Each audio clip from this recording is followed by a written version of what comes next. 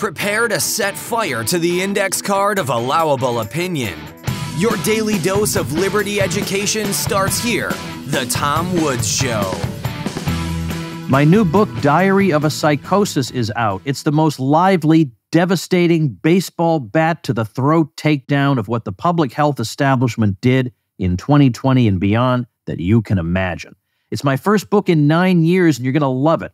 Check it out at diaryofcovid.com. And if you've already bought it, make sure also to visit diaryofcovid.com so you can claim your free bonuses, including my free companion volume, Collateral Damage, a collection of stories from real people who suffered under the restrictions. They weren't allowed to tell their stories at the time, but every one of them told me, we just want to be heard. Check it all out at diaryofcovid.com. Hey everybody, Tom Woods here. Welcome back to the Tom Woods Show. What is this, episode 2464? You know, I don't need to announce the episode numbers, Dave, but for some reason, I don't know if it's a sense of accomplishment or futility that makes me say the number. But Dave, of course, you know, is host of Part of the Problem, greatest libertarian podcast of all time. You've seen and heard him on every show in existence, really, really big, high-profile shows.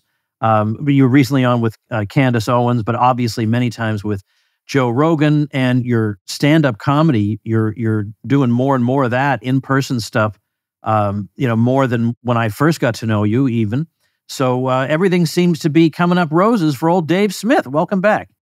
Thank you, Tom. It's always good to be with you. This is the best libertarian podcast, although I appreciate the kind words. And I got to say, by now, at this point, announcing the episode number, it's your thing now. You can't go back. You could have made a decision like somewhere in the 400s or something, but you went way too far with this one. Yeah, that is too bad, because now I'm thinking, like, there is no point. I'm just wasting 2 precious seconds at the beginning of the show. But now, like, if I ever listened to an episode and it didn't start with that, I'd be like, I think I got the wrong podcast. Yeah, exactly. How am I supposed to situate myself if I don't know the number? Anyway, I have people, it's like the old Saturday Night Live skit with William Shatner that Michael Malice recently referenced, where Shatner is at a Star Trek convention and people are asking him these obscure questions about episode, 14, and he basically has to tell them, go get a life, but that's in good humor, because he loves these people. I mean, genuinely appreciates the devotion. But I mean, I have people who have been listening since episode number 1, and they don't come up to me and talk about episode number 14, but it boggles my mind, and it warms my heart tremendously. People episode 1, Michael Bolden, if I'm not mistaken. Michael Bolden was guest number 1 because everybody assumed it would be Ron Paul. I'm one of those Trekkies, or whatever they call themselves. I was never a fan of what is it? What was Shatner's thing? Star Trek. Right? Yeah. I'm that for the Tom Woods Show. You're a good man, Dave. I appreciate it. So I want to talk a little bit, kind of about what's going on in the world. You specialize in that on Part of the Problem. But I also want to talk a little bit about what's been going on in the Dave Smith world, because since we spoke last, at least on this show, you had RFK Jr. on your show. Was that the second time? Yeah. Okay. Yeah, that was the second time. All right, because I had him on a long time ago. I don't know what Rumble did with it, but I mean, it should still be there. Certainly you can find it on tomwoods.com. I had him on some time ago. But anyway, and by the way, one of the questions I asked him, well, because this was back when COVID was really, really on the front burner, I asked him about Fauci, since he'd written a book on Anthony guy. Fauci, would you describe him as a sinister person? Yep, I remember. And he started off by kind of hemming and hawing. I don't like to use names, all that. And then he walked himself through the answer. And at the end, he concluded, so I guess I would call him a sinister person. I kind of thought, well, I'm kind of glad I was able to facilitate this Socratic moment in the life of RFK Jr. Now, you took him on rather a different ride, because he came on to talk about the situation with Israel and Gaza. And can you just set the stage how that happened? His people reached out to you and said, the old man wants to come on and hash this out. No, he texted me. So we came in. I guess I believe the way we first got put in contact is that his son, Robert the Third, was a fan of mine, and so his people had reached out. He was going to be in New York. I have a studio in New York, And they were like, hey, you want to do like a podcast? And I was like, absolutely. And this, at the time, this is months before October. So there was no war going on. And there was just the status quo of, Palestinians being dominated by the Israelis. But he hadn't talked about that in his campaign at all. So that wasn't even like an issue. But he had recently just announced he was running for president and had a huge chunk of his speech about why we shouldn't be fighting this proxy war against the Russians in Ukraine. And then also was pretty knowledgeable about the history of the conflict as well. A lot of the stuff he was saying could have been coming out of any of our libertarian foreign policy guys' mouths, and it would have been very similar. And so that is what we ended up talking about for the most part. And of course, because, I go to anti-war every day, and I'm friends with Scott Horton and stuff like that. And I've read all John Mearsheimer's stuff and Pat Buchanan and Ted Carpenter. And so in my world, I'm very steeped in the whole history of what led to that. And it was just cool because he really knew it. And it's amazing to talk to a presidential candidate who reads books, like that in itself these days is just pretty incredible. And so we had a great conversation. We got along really well. We hung out for a bit afterward and talked. We talked on the phone several times since then. The last time we had spoken on the phone was the week after October 7th. And he called me about some unrelated issue. And I just had him on the phone, and he had come out immediately on October 7th and basically said, we must be funding Israel's war. It can't just be a defensive war. He called the attack unprovoked, Tom. Like the word that the regime uses for, the Russian war in Ukraine, which is ridiculous there. But I mean, look, whatever feeling you have, anyone in the audience who's divided on this, to call an attack on Israel out of Gaza unprovoked. There's just, okay, so the word provocation means nothing. Nothing is ever provoked then, if that's an unprovoked attack. They've been at war since 1948. I think we could at least say that there were many provocations on all sides. Anyway, so I had him on the phone, and I was just like, look, sir, while I have you on the phone, I was very respectful about it, but I was like, I really got to plead with you to try and walk back these comments that you've made, and don't just go all in on supporting another war. I mean, you're supposed to be the anti-war candidate. And he wasn't very receptive to it. He got off the phone pretty quickly with me, and I hadn't talked to him again since. And then I tweeted something about that when it was floated out that RFK would potentially seek the Libertarian Party nomination. I tweeted something about how, like, nope, sorry, we're non-interventionists, and that's a deal breaker for us, and I'll do everything in my power to make sure he is not our nominee. And about a half hour after I sent the tweet, he texted me and was like, how about I come back on your show and we could discuss our differences? And so I will say that I thought that was a noble way to handle it. And so I appreciated that. And so then he came back and we got into quite an intense debate about the war. Yeah. Let me just say, now, if you have kids in the car, I want you to turn the volume down a little bit for the next 10 seconds, because I just need to tell Dave something, all right? You have balls of steel, okay? Now, everybody, if the volume can come back up. I listened to that episode with you and RFK Jr., and I thought, now you were never disrespectful, but you were so firm, and you were not going to let him get away with anything. But you, in talking to him, you treated him like any other podcast guest. It wasn't like, well, you're RFK Jr., and you're part of a aristocratic family in American history, and you're running for president, and so therefore I have to roll out the red carpet and treat you differently. There was If you hadn't known RFK's background going in, you would not have been able to tell, based on the way you conducted that interview, that this guy is a superstar, well-known all over the world.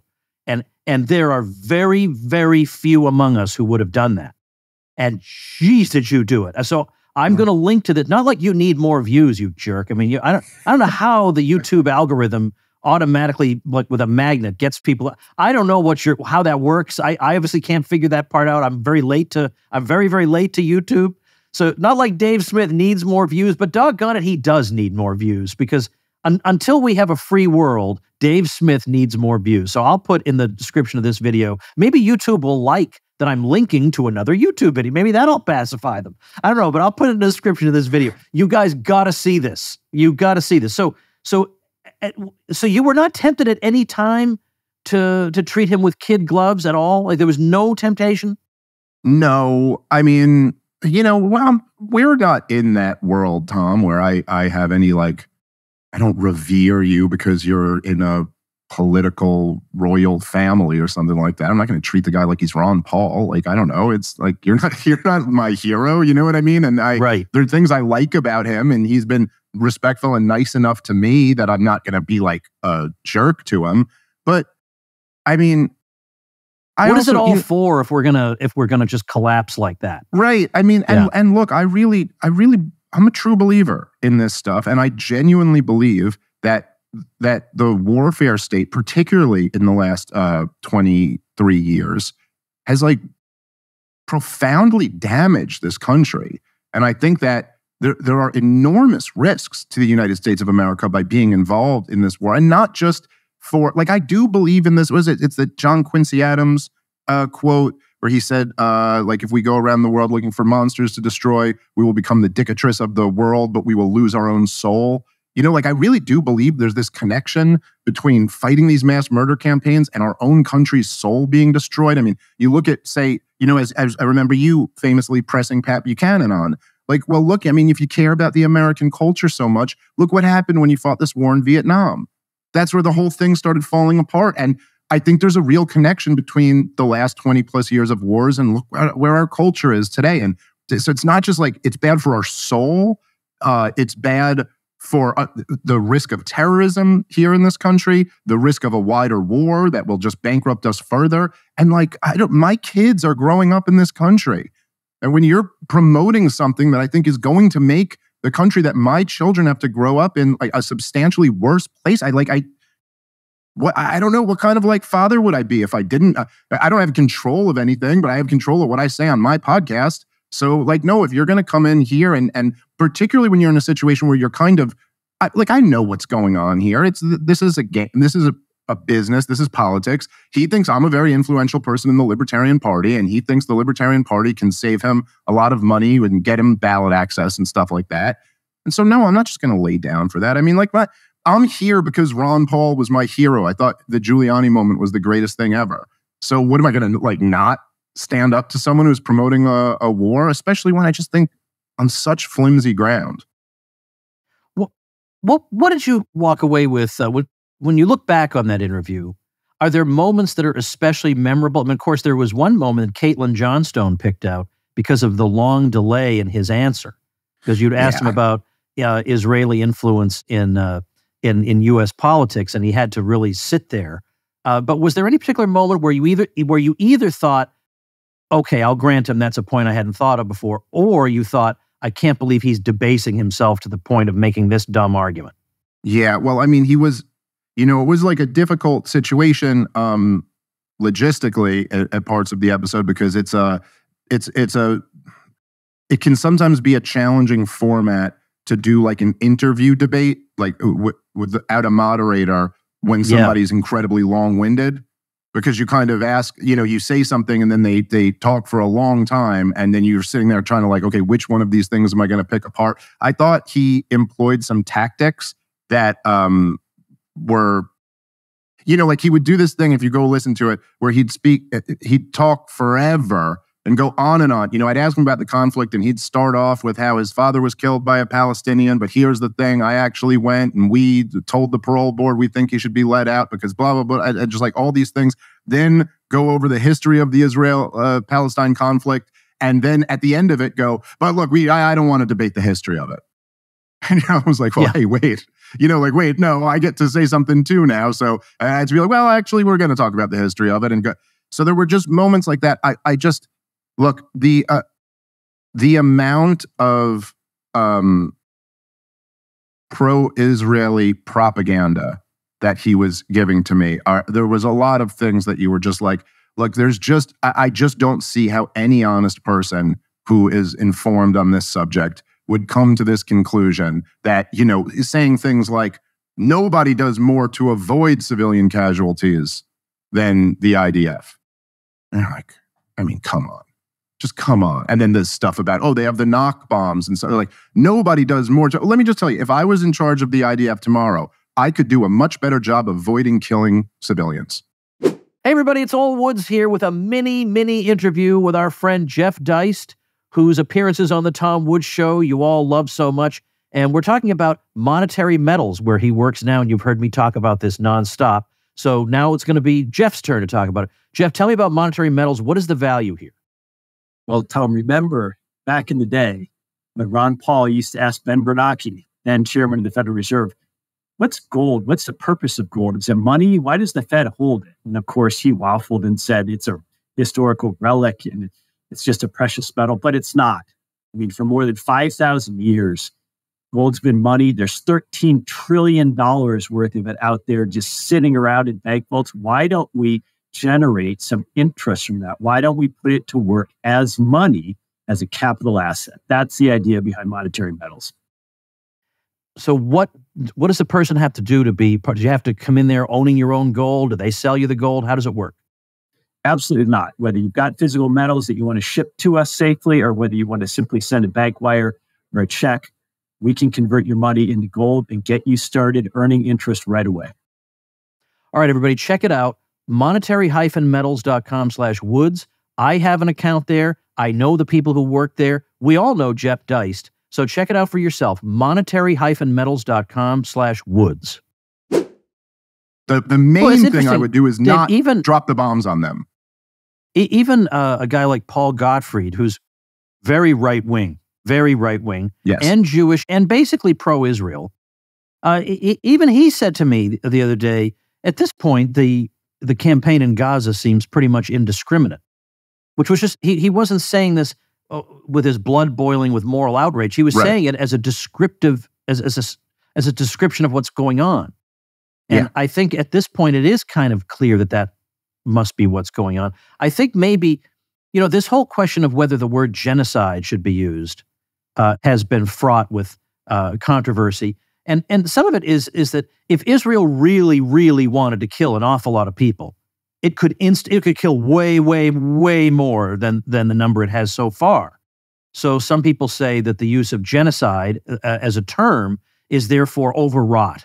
And so where do you come down on that? Well, this is the whole reason why I never use the term genocide, because first of all, I don't use the word for a couple of reasons, but probably primarily because then this becomes the debate. It becomes a debate about semantics and I'm just trying to convince people it's wrong. I don't need to convince you that it's this word. I think that if you go by the technical, international, legal letter of the law, there is a case. And even the ICJ said, essentially their ruling was like, this could plausibly be a genocide. So I'm not an expert in international law. I think probably that's about right. That it could be, it's not exactly clear.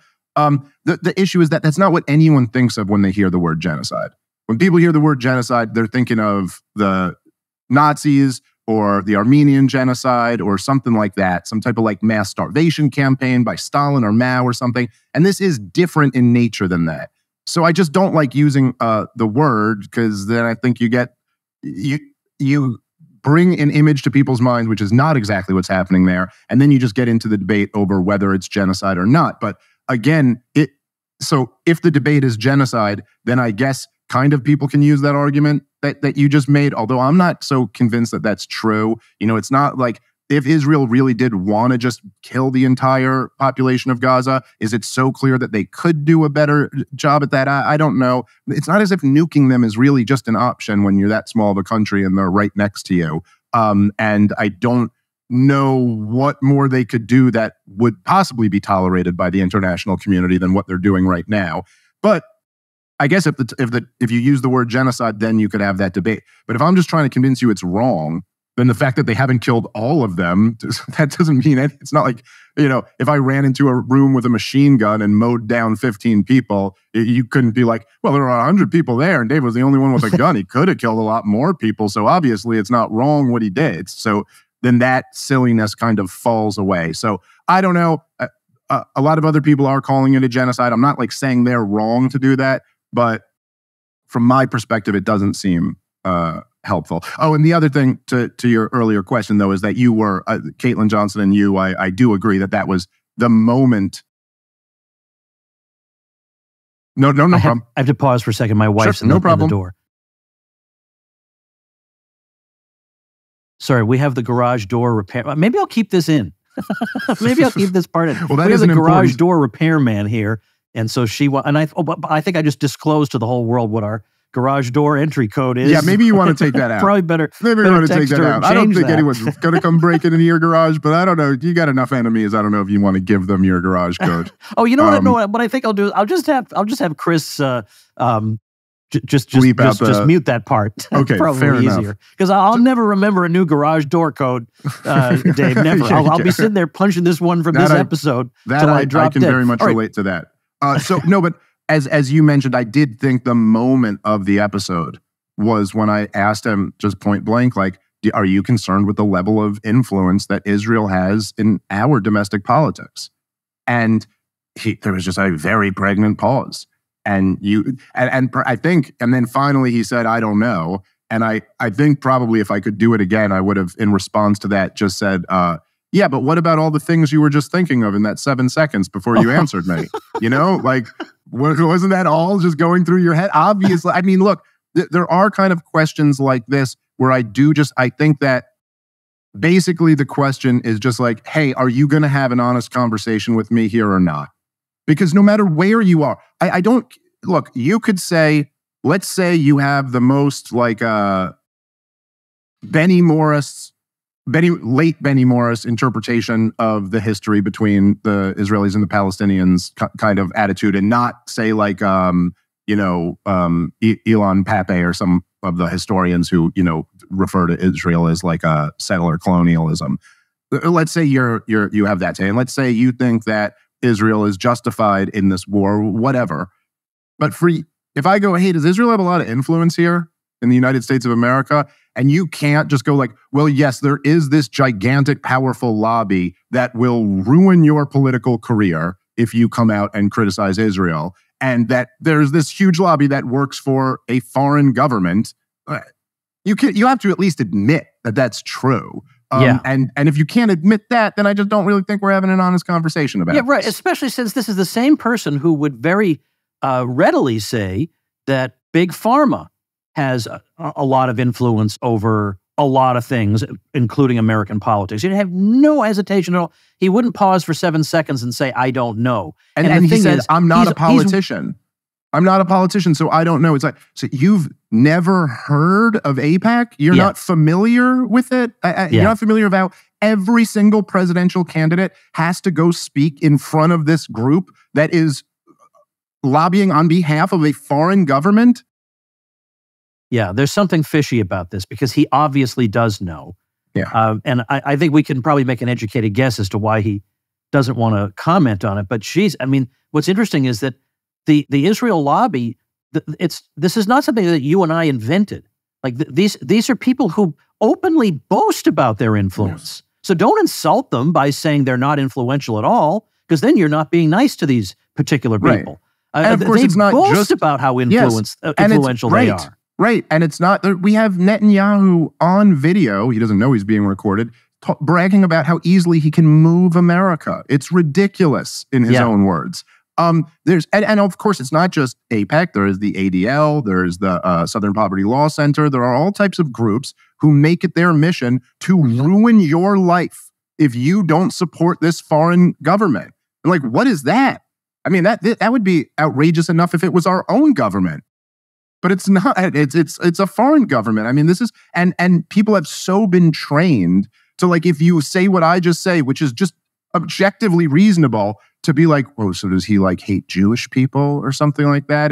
But I'm Jewish, so like screw that. You know what I mean? Like, it's just I'm just not going to play that ridiculous game. And then on top of all of that, there are also other things like Jeffrey Epstein's ring, and where there's this whole operation to blackmail politicians, and it was almost certainly tied directly to Mossad.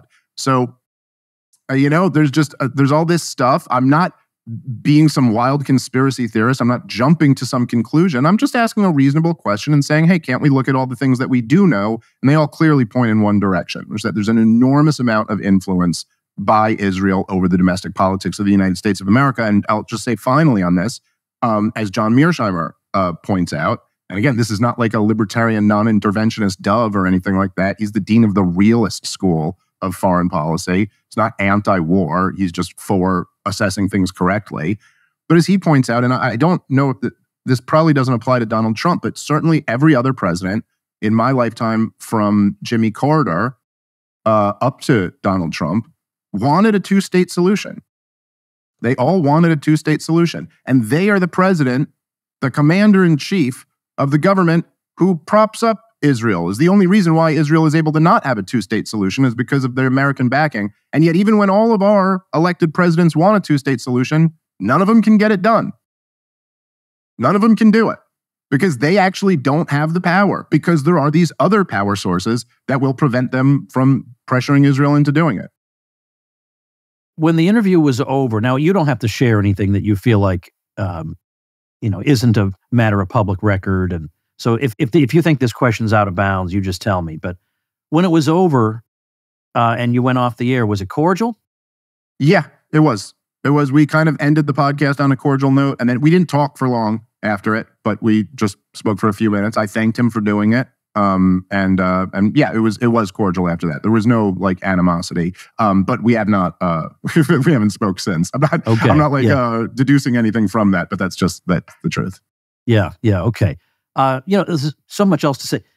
I feel like the Overton window has definitely shifted over the past 5 years, maybe even over the past 2 or 3 years, where I think it's possible to have more conversations now than you could have had before. And it seems if comment sections and Twitter replies are any indication, there are a lot of people who understand a lot of basic truths about the way American society works, a lot more than I thought. So you've noticed the same thing, and how do we? Well, I don't really care how we account for this. I think it's just that we just got the numbers, and we're allowed to talk now on Twitter. That's at least something. But what do you think would be a couple of examples of ways in which the Overton window has shifted? Because I don't think I'm alone in thinking that. No, I think you're absolutely right, and I think that there's been kind of a slow burn for a lot of years, and I think things like, look, it's very hard to measure immediately in the moment, but the war in Iraq,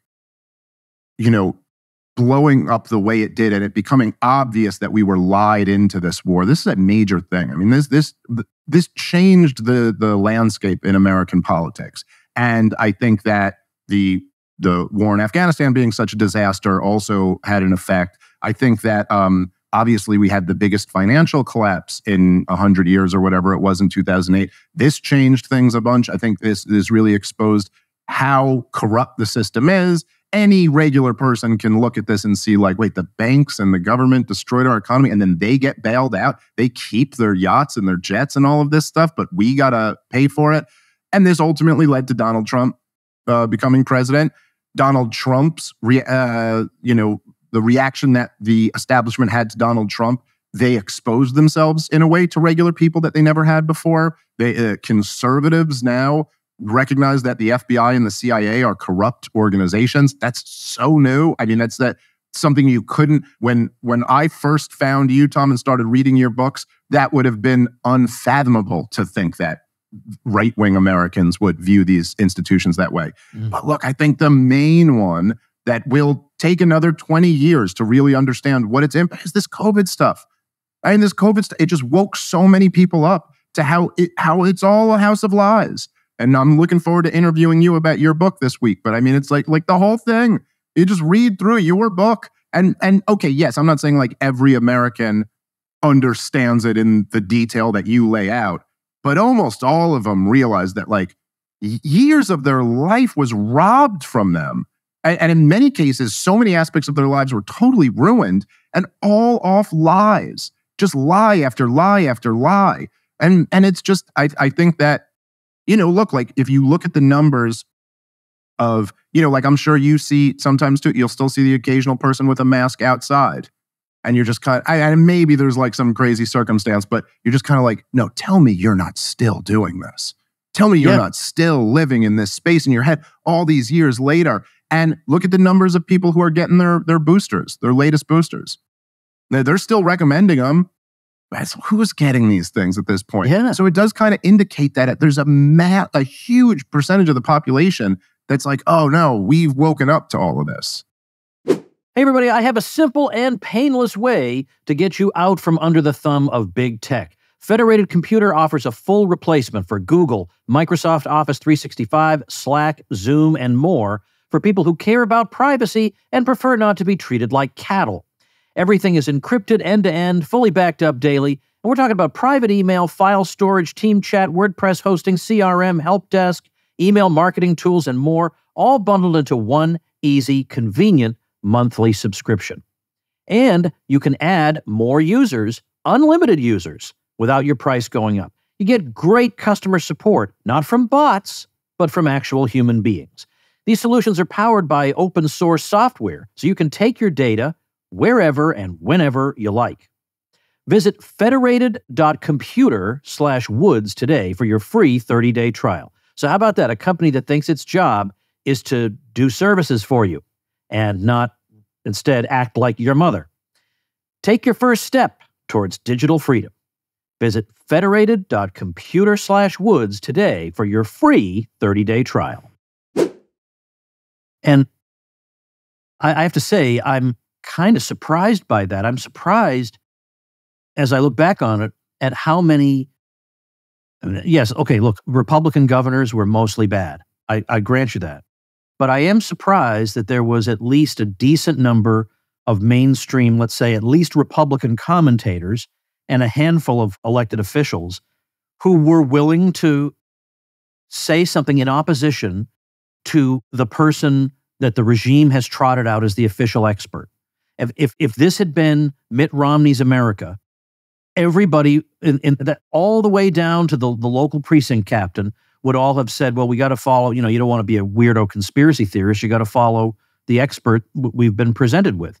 And to see them willing to ask such tough questions and not buying it. I mean, again, like, I would have expected, most of I would say maybe 3/4 of opinion molders on the right wing were pretty darn solid from the start.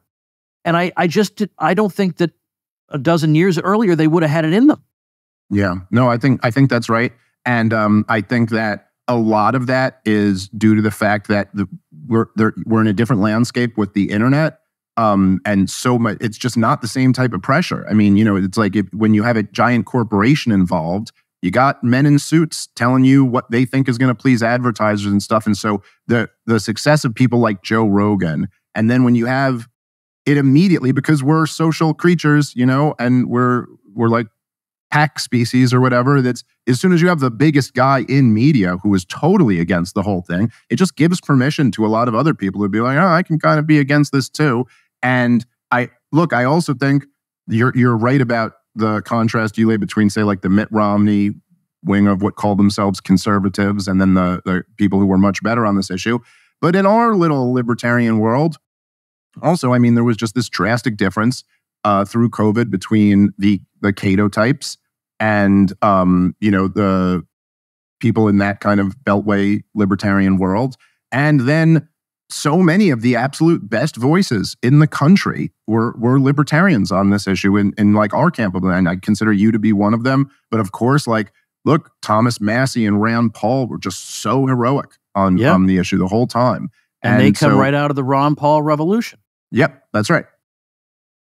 Yeah, so, it reminds me of something I've been saying for about a year now, that I can think of 3 major episodes in history in the 21st century in which the standard line was, oh, I wouldn't want to be a libertarian about now. And one of them was 9/11, one of them was the 2008 crash, and one of them was COVID. Wouldn't want to be a libertarian in any of these situations because we know we need some government response. And in retrospect, It would have been fantastic for people to be libertarians at all three of these moments. All three. How could you have done worse? How could you have done worse than the war on terror or the stupid bailouts? Or even now, they're still saying, yeah, economists say that the stimulus under Obama wasn't quite big enough. It never is for these people. Never does it occur to them, maybe the whole thing is just stupid. Maybe it's not that we haven't done enough of it. Maybe the whole thing is just stupid, never crosses their mind. And then COVID, you say, well, look, it's a pandemic. Don't want to be a libertarian during one of those. Turns out you do, Dave. It turns out you do.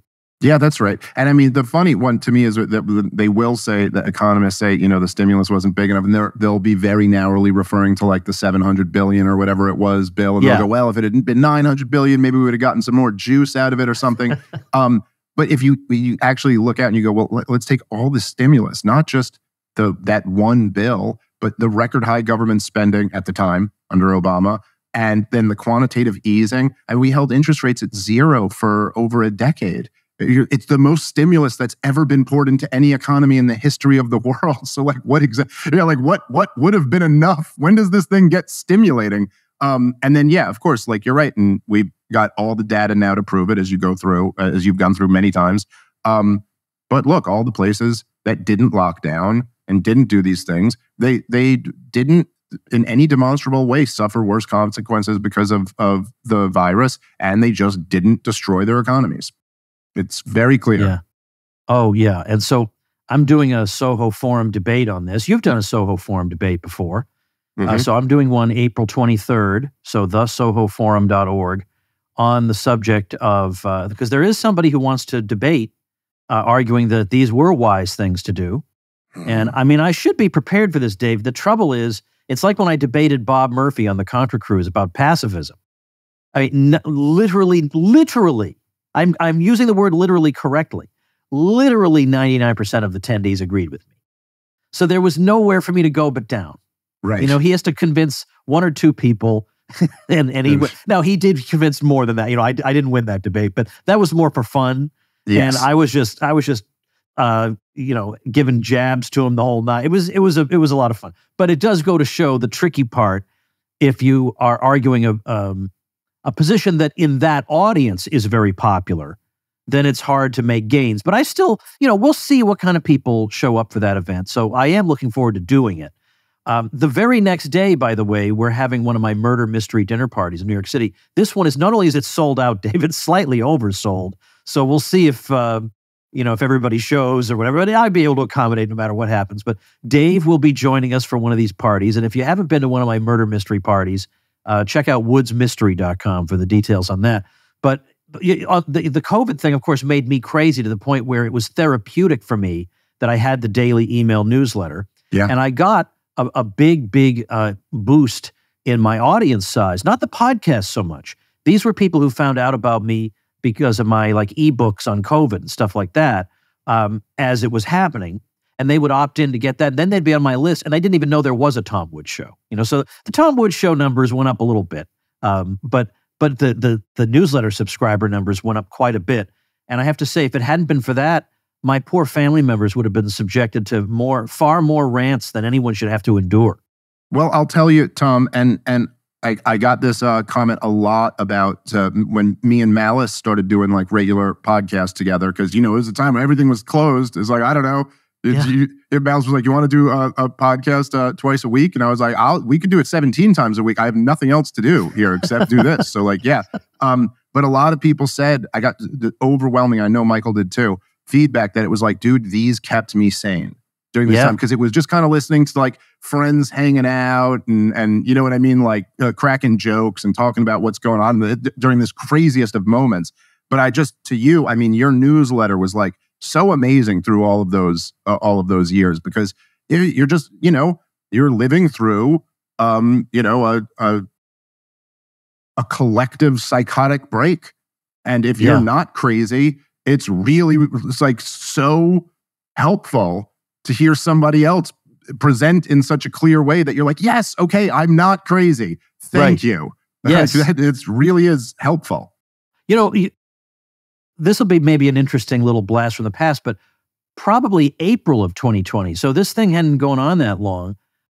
I was getting stir crazy. And so I invited you and Malice and a couple other people to come on with an audience. Hundreds of people joined us to benefit Meals on Wheels for New York City at this time. And we played a game of Quiplash, which is a game where you have to come up with the cleverest responses to a prompt.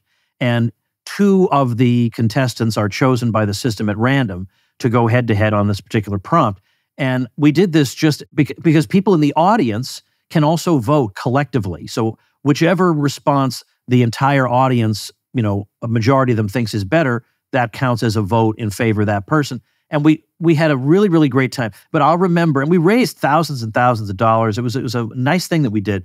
But I remember one of the questions was, it was pitting Malice against me. And the question was, what is the last thing you would ever want to hear your significant other say? And Malice's answer was, I'm leaving you for Tom Woods. And my answer was, I'm leaving you for Michael Malice. So, great memories, great memories. Are you following the LP presidential race at all? Yeah, I've been following it. It's been interesting. Do you have anything you want to say? You don't have to. I've been supporting Michael Rechtenwald since he announced, and he's I think the Mises Caucus guy. He's a person who's in the Mises Institute orbit. He kind of has. I agree with him. I think about just about everything. Yep. And I don't know. I mean, someone on Twitter is going to be like, oh, there's one issue that he's bad on or something, but I don't think so. I mean, he to me, I think, kind of represents what I think libertarians ought to be attempting to represent in this moment, which is essentially, as I've been arguing with a lot of Twitter people about lately, that libertarians, particularly in the moment we live in, need to shed some of the goofier libertarian stuff. Like, first off, the idea that we need to pander to woke insanity or something like that, or because we don't believe that government agents ought to bash you over the head for being trans or something like that, does not mean that I have to get on every platform and scream trans women are women and you're a bigot if you don't believe that this man in a dress is a woman. That does not follow from the non-aggression principle that I also must believe that. And I don't and have by the way, to 10 years ago, literally nobody thought that. Yes. Literally nobody. Much like with COVID, I do not have to participate in a collective psychotic break, and I'm not going to, because the whole point of me doing what I do is that I don't have to do that. I can tell the truth. And that, I don't have to say that, like, it's not good enough to not be racist. You got to be anti-racist. I think libertarians, I think the Mises Caucus took a lot of steps to kind of like encourage libertarians to shed themselves of that unnecessary baggage that does not follow from our first principles. And likewise, I think that libertarians really need to shed themselves of the open borders position, which is not deduced from libertarian principles and is essentially at this point, I think, somewhat of a national suicide path. And anyway, so I like Rechtenwald because he is good on all of that stuff too. He's like much more of a Hoppian than a Gary Johnson in. Well, I think of all the candidates, I personally know Rechtenwald the best, just on a personal level. And I certainly agree with you. I like him very much. I'm not going to open the open borders can of worms because of the investment of time you made in being on the Human Action podcast, laying out your position. I actually thought at the end of that's your book idea, is that you should write something on that. But then you get tired of it. You don't want to, it's like Steven Wilson is a musician I like, and he produces all his own stuff. And he says, by the time I'm done producing it, I don't ever want to hear it again. And likewise, after Meltdown, it was like after a couple of years of that, I didn't ever want to talk about the Fed again. I had to be done against my will. But I am going to link, though, to yet another episode with you. I'm going to link to that episode you did with Bob Murphy on the Human Action podcast on the open borders question. I'm writing about that I've started to send out a physical newsletter to my supporting listeners, and I'm writing a little something about that for the next issue myself. So we'll leave that. But now let me ask you. I'm curious to read what you have to say. Devil's advocate kind of question, and this will be where we'll wrap up. I interviewed Paul Gottfried on my show. He's absolutely great guy. I love him. And it's like, he's like a litmus test that I use. Like if somebody likes Paul Gottfried, I figure it's probably a good guy, you know? So I asked him, I said, for years and years, we hear, every 4 years, this is the most important election in American history, right? This one right here. And then 4 years later, it's going to be that one. And there's never going to be one where they say, this one, I could kind of take or leave. It's always the most important. But I said, but is there a chance? I mean, it's like the boy who cried wolf. Remember, there eventually was a wolf at the end of the story. There could well be. We could get to a point where this is the most important election in our lifetimes or ever. And I said, how do you think about that claim for the 2024 election? And he said, I actually think it is. I actually think it is, because if you don't change course now, there are all these bad, starting from the lawfare all on down, there are so many bad things that could happen that it could indeed be unrecoverable after this. And he says that as a guy who in the primary period was not rooting for Trump, thinks Trump is a very, very flawed guy, but he doesn't hate his guts, at least. He doesn't hate Paul Gottfried's guts. And in 2024, that's about the best you can expect. And maybe he could hold off the hordes for 4 more years till a better guy comes along. So that was his argument. Now, you, meanwhile, are not just you. I mean, I've also been, interested in the fate of the LP. But somebody might legitimately ask Dave Smith, look, at a time like this, when there are all kinds of existential threats to the America that we once knew that may be gone forever, how can you luxuriate in your, I'm above all this, I'm going to vote for the Libertarian nominee, when I know that person's not going to win, and meanwhile, I could have voted for somebody more likely to win who could stop what is certainly going to happen to us if the Democrats win again. It's a common question. You heard it a million times, but, it's a legitimate question. How do you answer it?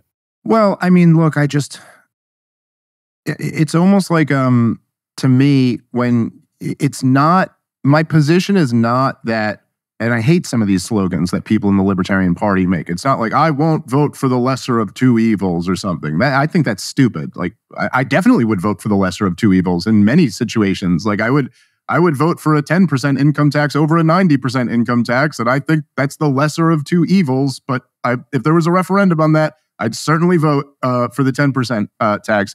So it's not that, and it's not. I'm not like saying I'm not. I don't think I'm making the perfect the enemy of the good. It's that I look at it more in a situation where it's like you're bleeding out and you're gonna die. And they're like, well, one guy has a Band-Aid and the other guy doesn't have anything.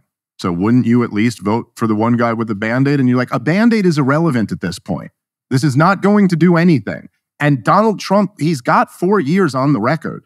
And I just see no reason that he won't just get completely rolled and maybe even accelerate this plan. Donald Trump's 4 years culminated in 2020. And he has demonstrated over and over again that he has not learned anything from it. He's just bragging about Operation Warp Speed the other day on Truth Social. He was the stuff, Tom. I mean, he's demonizing Sweden into the summer for them not being locked down in the summer of 2020, that is. And then also, I just think that people get a little bit mystical when they talk about politics and government, because, of course, as we kind of know, like, the whole thing doesn't exist in a sense. Like, in a sense it does, but in another sense it doesn't. It's a social construct. But look, I live in like a red country town, but I live in a very blue state.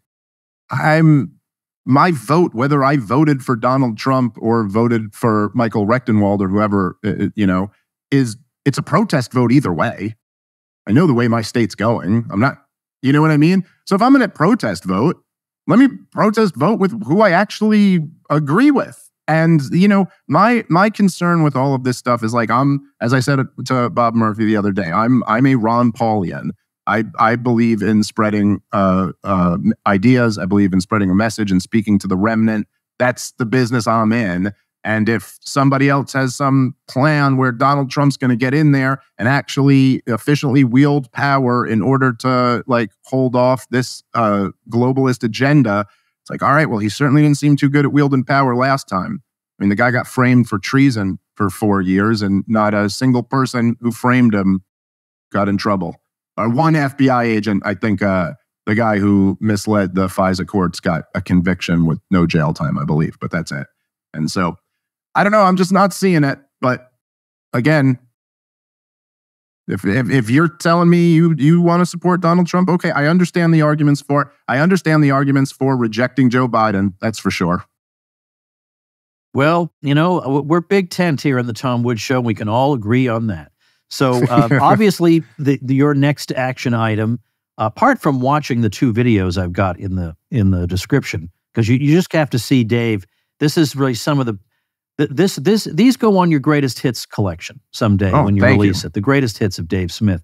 You with RFK Jr. On that question of Israel, and you with Bob Murphy talking about the vexed so-called open borders issue. I mean, really, and I am not. I don't know. I guess people who've listened to 25 episodes, almost 2,500 episodes of the Tom Woods Show, will have heard me compliment people quite a bit. So I don't want to say I don't compliment people easily. I'm polite to my guests, and I tell them they've done a good job. But this is not just politeness. You really have done a fantastic job talking about issues that other people either don't want to talk about, or they have them all wrong, or whatever it is. You have been out there clarifying and explaining and defending, and doing so with good humor. And sometimes you get attacked 24 hours a day. You say the odd nasty thing. My kids have said to me, Dad, if people judged you on the basis of Twitter alone, they would have a completely false impression of who you are. There's definitely some of that. First, I really appreciate it, and coming from you, it means the world to me, Tom. I appreciate that. But also sometimes people deserve to be attacked. It's like they also, there's also this thing where people are like, oh, dude, you speak to people in a way you wouldn't speak to them in real life on Twitter. And I'm like, no, if people spoke to me in real life the way they speak to me on Twitter, I would speak to them that way in real life. Yes, that's exactly what it is. I just never say it that way in real life. You know what I mean? So I'd be like, I don't know, if there's some guy on Twitter who I call a clown or whatever. It's like, well, yeah, you're a clown. I don't know what, but I really do appreciate that. By the way, you mentioned earlier that I just did Candace Owens, and that one I really would recommend people watch too. I thought that was like one of my favorite podcasts I've ever done. And it's not that I'm so great or anything like that. It really was just that Candace Owens is like, you know how people say, it's another thing libertarians say that always drives me crazy. They go, everyone's a libertarian. They just don't know it yet. And you're like, no, that's not true. Some people are not libertarians, and they're correct. But Candace Owens really, imagine this, Tom. You go into an interview and the host is like this famous woman who's like got millions of followers. And she's like, let me tell you, I'm like obsessed with Thomas Sowell. And I just realized that all the wars are sold on lies. And you're just like, oh, wow. I mean, that's, and by the way, perfect Dave, situation. Like, yes, you are actually one of us. Like that's what one of us is. We're Tom Sowell, but we don't compromise on war. Yeah, I was just gonna say that makes her better than Thomas Sowell. Yes, that's right. That makes her Ron Paul, basically. Yeah, Thomas Sowell economics, does. Being against the wars. Perfect. Yeah, excellent. All right, so I'm going to add that, and now that's Thank you. That is all the Dave Smith promo we can do in one episode. But anyway, Dave, thanks so much. I really appreciate you coming on and chatting today. Anytime, Tom. Thanks for having me. And thank you, ladies and gentlemen. Become a smarter libertarian in just 30 minutes a day. Visit TomWoods.com to subscribe to the show for free, and we'll see you next time. Like the sound of The Tom Woods Show? My audio production is provided by Podsworth Media. Check them out at podsworth.com.